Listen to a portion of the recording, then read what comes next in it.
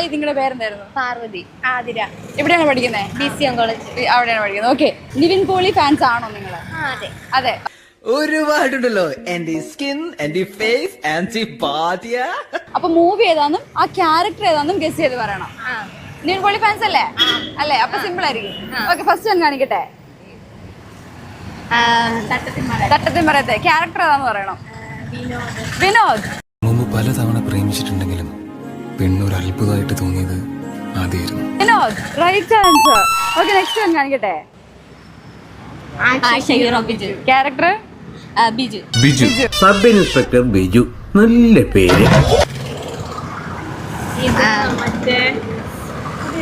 Love action drama. അല്ല, തെറ്റിപ്പോയി. തനിക്കൊരു ചാൻസ് തരാം. കനകം കാമിനി. റൈറ്റ് ആൻസർ ആണ്. ഓക്കെ, ഇനി ക്യാരക്ടറിന്റെ പേര് പറയണം. അറിയത്തില്ല. അറിയില്ല.